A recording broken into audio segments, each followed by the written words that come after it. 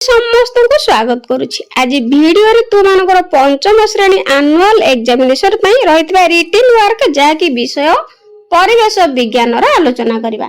तो देखो कार्य 1 अम्लजान जळिबारे सहाय्य करे। एथि पई एही परीक्षण रो प्रणाली को चित्र सह वर्णना कर। तो एथि पई सूचक रहिछि परीक्षण रो सोपान गुडी को क्रम रे लिखिथिले 2 मार्क। परीक्षण नामांकित चित्र अंकन करिछि 2 मार्क। परीक्षण को ठीक भाव में वर्णना करिछि सेति पई 4 मार्क। सिद्धांत लिखिथिले 2 मार्क।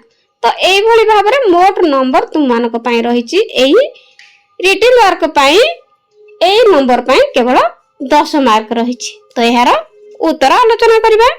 एई परीक्षण पई आमे प्रथमे आवश्यक उपकरण लिखिबा। एक काच ग्लास, एक मोमबत्ती, दियासिली, तापरे परीक्षण प्रणाली बा सोपान। जेहेतु सोपान लिखिया पई कहूची तेनु सोपान लिखिबा। प्रथमे एक मोमबत्ती को समतल जगार रखी दियासिली सहाय्य रे जलांतु। मोमबत्ती किछि समय जलिबा परे ताहा ऊपर एक काच ग्लास को ओलटाई घोड़ाई दियंतु। ग्लास घोड़ाइबा परे मोमबत्ती रो शिखा को निरीक्षण करंतु।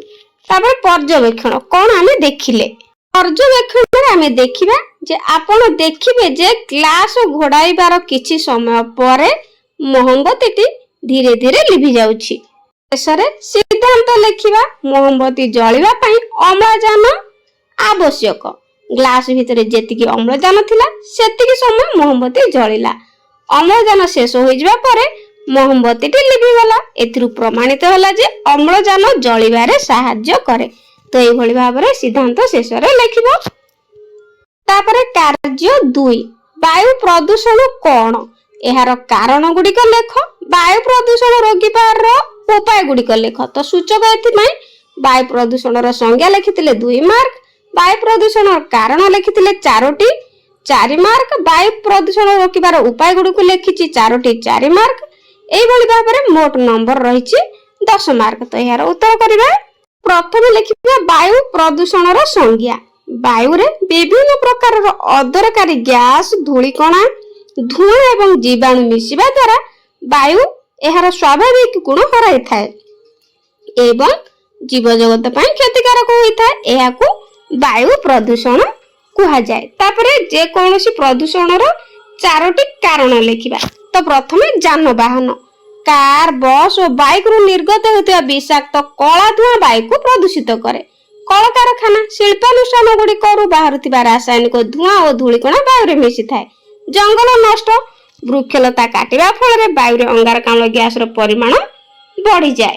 तापरे आवर्जना पोड़िबा, रास्ता कड़ारे प्लास्टिक अन्य अलिया पोड़िबा द्वारा वायुमंडल दूषित हुए। तापरे लिखिबा वायु प्रदूषण रोकिबार 4टी उपाय। एथि माई मध्ये तुमानंकु 4 मार्क रही। तेणु वृक्षरोपण, अधिक रु अधिक गछ लगाइबा द्वारा वायु शुद्ध रहे। तापरे जानवाहन रो सीमित व्यवहार, व्यक्तिगत गाड़ी परिवर्ते साइकेल और सर्वसाधारण परिवहन जेमति बस व्यवहार करिबा उचित।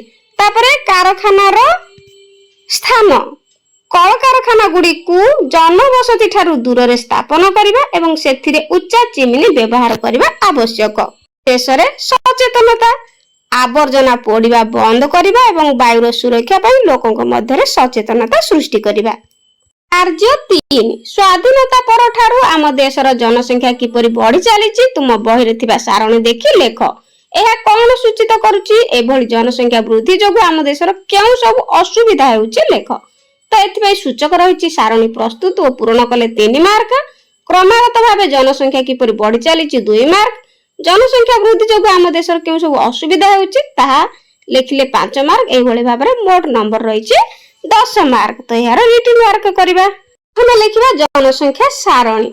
स्वाधीनता पर ठारू भारतर जनसंख्या किपरि वृद्धि पाइछि तार एक सारणी निम्न रे दिया गला। देखो एटी सारणी दिया हला वर्ष आउ जनसंख्या प्राय कोटी रे।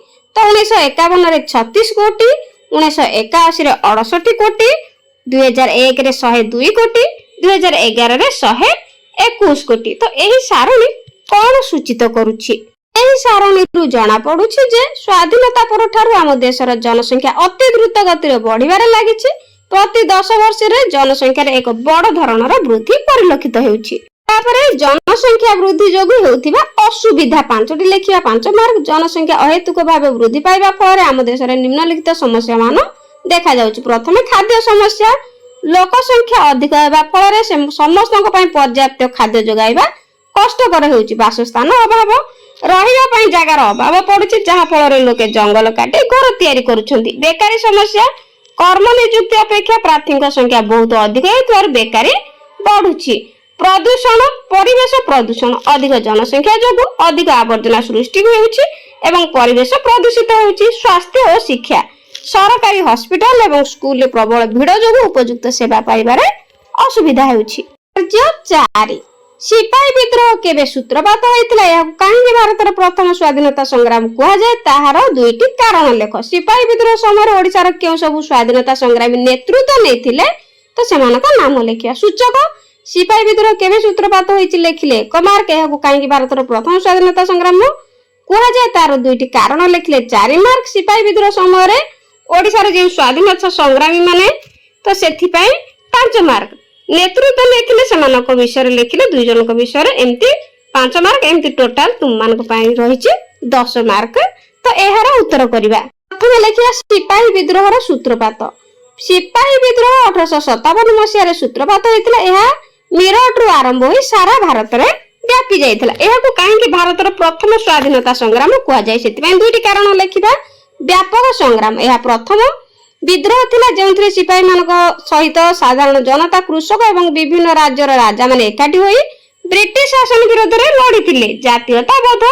एई विद्रोह जरिया रे प्रथम करी भारतीय माने विदेशी शासन रु मुक्ति पाइबा पई एक बड़ धरणर संगठित प्रयास करिथिले। देशर लेखिया सिपाही विद्रोह समय ओडिसार स्वाधीनता संग्रामी। एई समय ओडिसा रु अनेक स्वाधीन संग्रामी नेतृत्व नेथिले। सेमानक मधुर 2 जन प्रमुख संग्रामी होचନ୍ତି। प्रथम वीर सुरेंद्र साय। से संबलपुर रु ब्रिटिश सरकार विरोध रे संग्राम चलाइथिले। तांकर अदम्य साहस जोगु से दीर्घ वर्ष धरी लड़ाई जारी करिथिले।